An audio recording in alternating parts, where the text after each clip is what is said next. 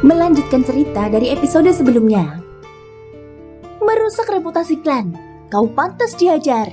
Suara dingin dan penuh wibawa itu keluar dari mulut Xiao Jinghong saat kakinya menghantam tubuh Xiao Huan. Dengan tenang dan penuh keacuhan, dia menoleh. Seolah perbuatannya barusan hanyalah hal sepele. Tubuh Xiao Huan melayang di udara seperti bola karet yang dilempar keras. Itu menghantam tanah dengan suara berat. Semua mata terarah padanya. Mereka terpana dan nyaris tak percaya dengan apa yang mereka saksikan. Keheningan membungkus seluruh alun-alun, menyisakan hawa tegang yang membuat jantung berdebar. Namun pada saat ini suara Xiao Jinghong kembali terdengar. Kali ini lebih menggelegar dan penuh penegasan. Xiao Huan akan dilucuti dari jabatannya sebagai sesepuh pavilion dalam dan akan dikurung selama 1 bulan. Teriakan kaget pecah dari para hadirin. Tidak ada yang menyangka hukuman seberat itu akan dijatuhkan. Banyak yang mengira luka parah yang diderita Xiao Hua dari Raja Utara sudah menjadi akhir dari aibnya hari ini. Tetapi tidak. Pukulan terakhir justru datang dari tangan rekan sesama klannya sendiri. Dalam sekejap, hidup Xiao Huan jungkir balik. Dari seorang tetua pavilion dalam yang disegani, menjadi seorang tawanan yang kehilangan seluruh kehormatan. Pada saat ini semua orang terdiam. Tapi dalam keheningan itu, satu pemikiran muncul secara bersamaan di benak mereka. Apakah semua ini benar-benar hanya karena kebodohan Xiao Huan? Tanpa disadari, nama lain ikut terseret dalam peristiwa ini. Nama itu Xiao Yan. Sejak Xiao Yan kembali dan menginjakan kaki di klan ini beberapa bulan yang lalu, seolah segala sesuatu berputar di sekelilingnya.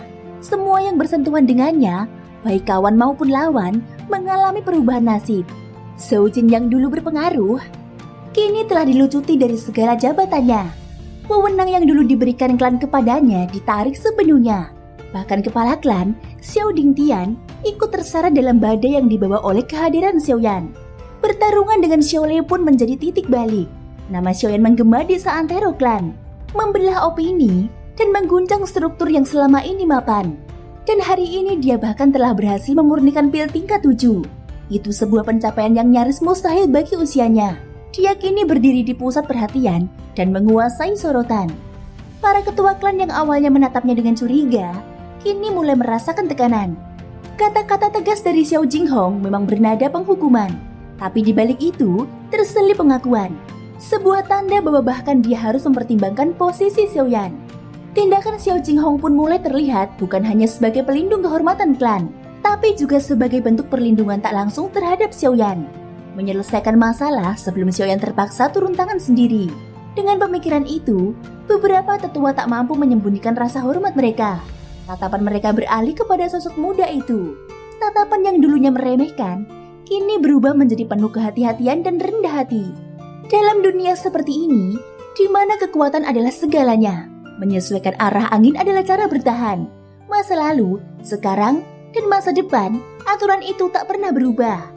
Xiao Yan menatap singkat ke arah Xiao Jinghong yang berdiri tak jauh di alun-alun. Ekspresinya datar dan nyaris tanpa emosi. Setelah memastikan Xiao Huan yang pingsan telah dibawa pergi, dia menarik Raja Utara dan berkata perlahan, "Ayo pergi." Kata-kata itu sederhana, namun mengandung kekuatan yang tak terbantahkan. Tanpa menoleh lagi, dia menoleh meninggalkan kerumunan, menuju koridor panjang. Di belakangnya, Xiao Xuan mengikuti dalam diam.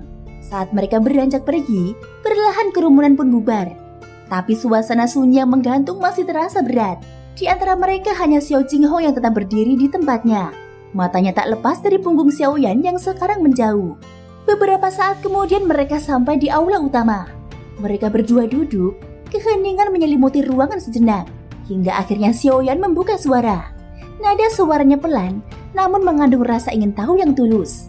"Di mana Lian Er?" Xiao Xuan tersenyum kecil. "Hehehe, gadis itu bilang, dia khawatir tak ada yang bisa membantumu. Jadi setelah kau mulai mengasingkan diri untuk memurnikan pil, dia juga masuk ke ruang kultivasi. Sudah lebih dari 3 bulan. Dengan semua sumber daya kultivasi yang telah kusiapkan untuknya, kurasa dia tidak akan tertinggal." Mendengar ini Xiao yang terdiam. Ada kehangatan samar yang mengalir di hatinya. Gadis itu, Lian Er, seperti bayangan dari masa lalu. Ia mengingat seseorang yang dulu juga bersikap seperti itu, seseorang yang pernah ia lupakan. Seseorang yang dulu diam-diam berlatih keras hanya demi bisa tetap berada di sisinya. Tapi waktu mengubah segalanya. Kini, kisahnya masih sama. Hanya saja tokonya telah berbeda. Ngomong-ngomong, suara Xiaoyan kembali menatap tajam ke arah Xiao Xuan. Kultivasimu tampaknya telah melampaui tahap awal leluhur asal, bukan? Meskipun Xiaoyan telah menguras terlalu banyak kekuatan jiwanya saat memurnikan pil, ia masih bisa merasakan dengan samar bahwa aura di dalam tubuh Xiao Xuan bukan aura biasa. Sesuatu telah berubah. Aura itu kini dalam, lebih dalam dari yang pernah dia rasakan sebelumnya. Dalam sekejap mata, 2 hari telah berlalu sejak Xiaoyan berhasil menyempurnakan pil transformasi leluhur, sebuah pil obat tingkat 7. Setelah beristirahat sejenak, tubuhnya telah benar-benar pulih dari kelelahan yang menumpuk selama 3 bulan proses penyempurnaan pil itu. Bahkan auranya kini terasa jauh lebih padat dan kuat. Kondisi tubuhnya berada dalam keadaan puncak, siap menghadapi apapun. Energi spiritual yang kuat mengalir deras di dalam pembuluh darahnya, membuat tubuhnya terasa sangat nyaman. Pada saat ini, langit tampak cerah, hanya dihiasi oleh beberapa awan tipis yang melayang perlahan. Angin sepoi-sepoi bertiup lembut, menyapu langit biru yang bersih. Sinar matahari yang hangat menyinari tubuh siapapun yang berada di bawahnya, memberikan sensasi hangat dan menenangkan. Suasana seperti ini, ditambah angin segar yang menyejukkan, benar-benar terasa seperti berkah yang menyenangkan untuk dinikmati. Xiaoyan berjalan perlahan di sepanjang jalan yang dipenuhi oleh pepohonan rindang. Matanya sedikit menyipit menikmati suasana damai. Namun dari segala arah, tatapan orang-orang terus mengikuti setiap langkahnya.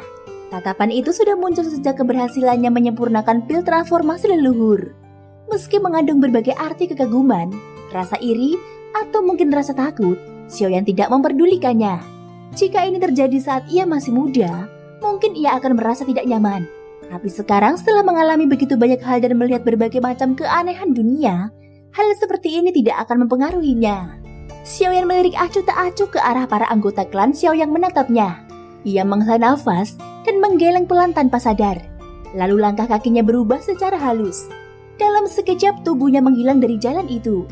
Ketika orang-orang di sekitarnya sadar, Xiaoyan sudah muncul di tengah hutan pegunungan yang rimbun.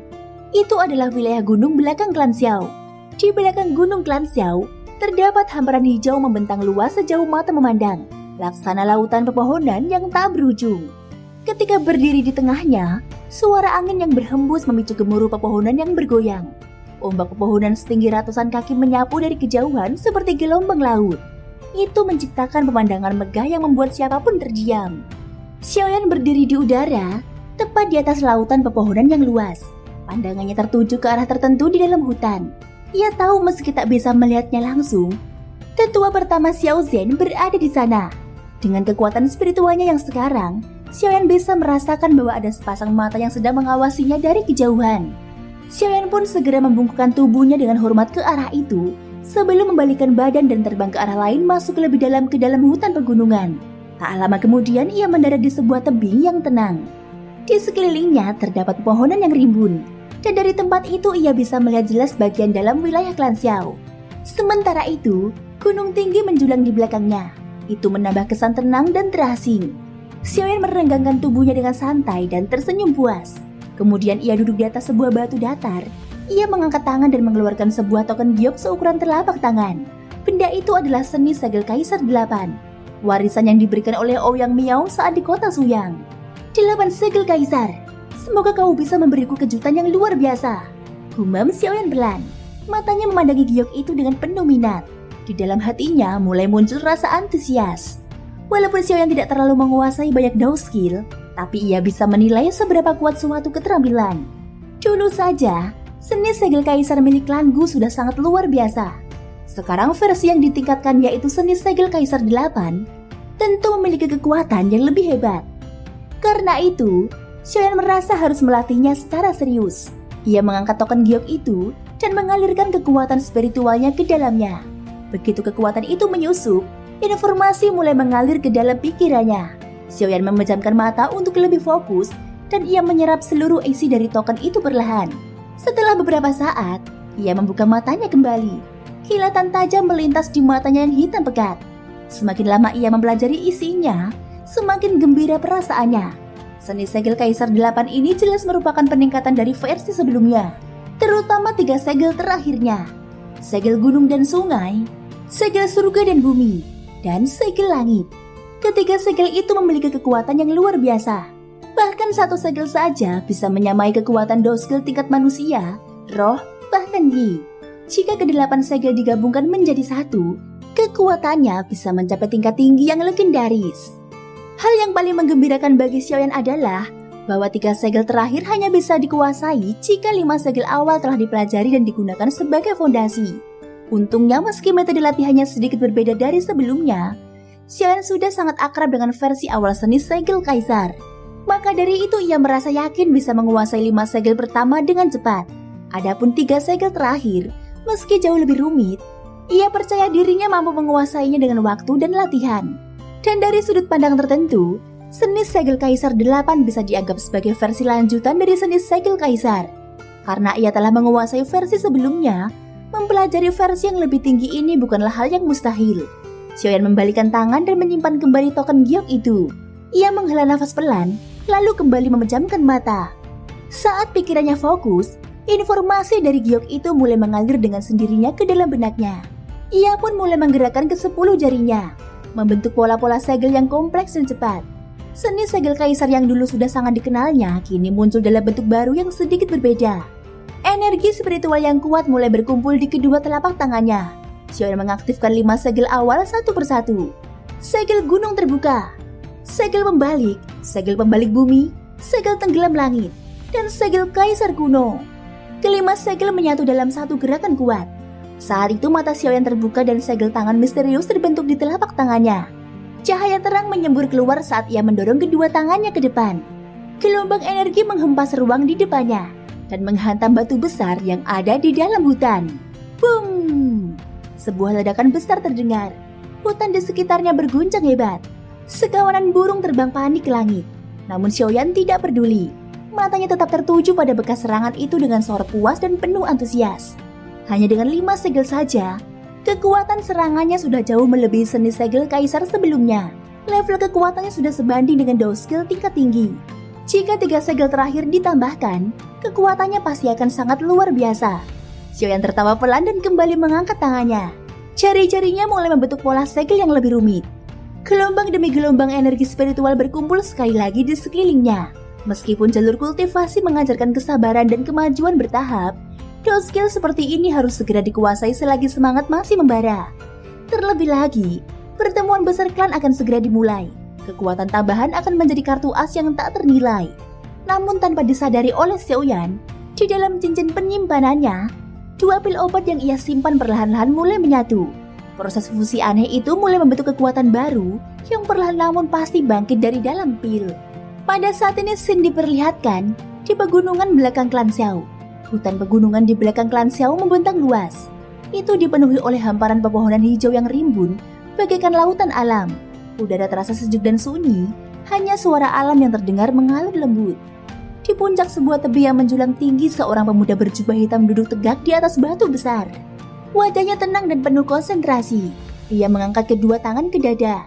Jari-jarinya saling tertaut, membentuk segel demi segel yang misterius. Segel-segel itu melayang dan mengelilinginya, mengalir dengan ritme yang tak terduga. Beberapa saat kemudian, pemuda itu mendorong kedua tangannya ke depan dan berteriak lantang. 8 seni segel kaisar, segel gunung dan sungai. Seketika itu juga, sebuah jejak telapak tangan raksasa yang diliputi oleh energi spiritual yang dahsyat muncul di udara. Jejak itu meluncur cepat ke depan, menembus ruang sejauh puluhan kaki, lalu meledak dengan hebat di tengah udara. Boom! Ledakannya menyapu hutan di bawah, menciptakan cekungan besar dan ruang kosong di tengah pepohonan. Pohon-pohon tumbang, tanah beterbangan, guncangan hebat menggetarkan bumi, menyiratkan betapa dahsyat kekuatan di balik serangan itu. Padahal, kekuatan itu hanyalah sepertiga dari kekuatan penuhnya.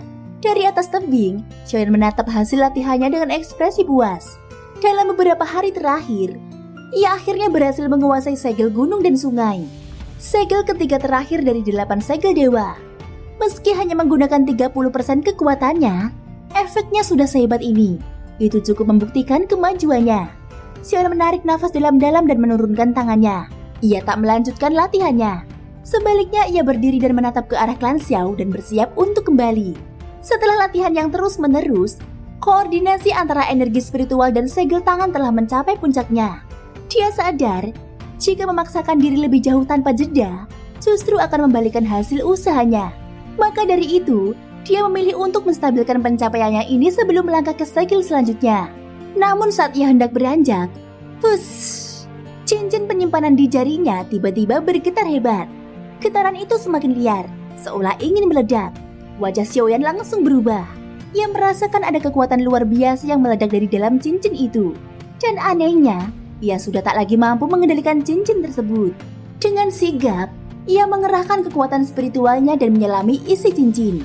Di sana ia menemukan sebuah kotak giok pecah. Tubuhnya menegang. Ini, kotak giok obat gabungan itu. Ternyata, kerusuhan dahsyat itu berasal dari kotak giok tersebut. Begitu kotak dibuka, aliran energi yang sangat besar menerobos keluar, seperti binatang buas yang lepas dari kandangnya. Xiaoyan menjadi orang pertama yang terkena dampaknya. Tubuhnya terhempas mundur sejauh 1000 kaki, sebelum akhirnya berhasil menstabilkan diri. Dengan ekspresi serius, Xiaoyan mengangkat kepalanya dan menatap arah energi itu menyembur. Xiaoyan terkejut. Kabut hitam kental bergulung seperti gelombang badai, menyapu hutan yang tadinya hijau subur. Dimanapun ia lewat, pepohonan menghitam, lalu luruh menjadi abu. Pemandangan itu membuat bulu kuduk Xiaoyan berdiri. Dengan cepat dia memanggil api surgawi. Nyala api membakar kabut hitam itu, mengikis kegelapan di udara hingga mengungkap sosok yang tersembunyi di baliknya. Bai Hua, serunya terkejut. Kamu masih hidup. Namun kegembiraan itu hanya berlangsung sesaat. Ekspresi wajahnya perlahan berubah menjadi serius. Dia mengerutkan kening, lalu melangkah maju. Namun tubuhnya mendadak berhenti dan tatapannya berubah gelap. Bai Hua memang terlihat seperti dulu, tapi pakaiannya kini hitam legam. Matanya memancarkan cahaya putih yang aneh. Tubuhnya, auranya, bahkan wibawanya terasa asing dan mengerikan. Bukan lagi Bai Hua yang dikenalnya. Jantung Xiaoyan berdebar keras. Tidak mungkin, ini bukan dia. Fisik Xiaoyan, tatapannya kosong. Dia tidak percaya dan dalam sekejap hatinya dipenuhi kesedihan dan kebingungan. Orang yang dulunya begitu berarti baginya, kini berdiri di hadapannya dalam wujud yang sepenuhnya asing. Jiwa dan auranya telah direnggut oleh sesuatu yang kelam. Tiba-tiba, tanpa peringatan Bai Hua melesat ke arahnya. Tangannya mengepal dan diselimuti energi hitam pekat. Angin tajam mengiringi gerakannya, menusuk langsung ke arah tenggorokan Xiaoyan. Namun meski bahaya mengancam, Xiaoyan tidak bergerak. Kenangan akan dokter peri kecil, tawa Bai Hua, dan ikatan persahabatan mereka muncul dalam benaknya. Ia hanya diam, membiarkan pukulan itu mendekat. Bang! Tepat sebelum serangan itu menyentuhnya, sebuah penghalang emas muncul tiba-tiba. Menghentikan serangan itu hanya 1 inci dari lehernya. Dalam waktu bersamaan, sebuah tangan lembut mendorong tubuh Xiaoyan ke belakang, menjauhkannya dari bahaya. Di hadapan Bai Hua, tangan lain melayang ke depan, mendarat di dadanya. Energi meledak seketika dan membuat Bai Hua terhuyung dan terpental ke belakang. Di bawah sinar matahari, sesosok pria muncul dengan wajah tampan dan auranya yang luar biasa kuat. Sosok itu adalah Xiao Xuan. Thank you guys sudah mendengarkan ceritaku di episode kali ini sampai akhir. Ikutin terus kelanjutan episode-episode berikutnya. Semoga hari kalian menyenangkan. Sampai jumpa dan bye-bye.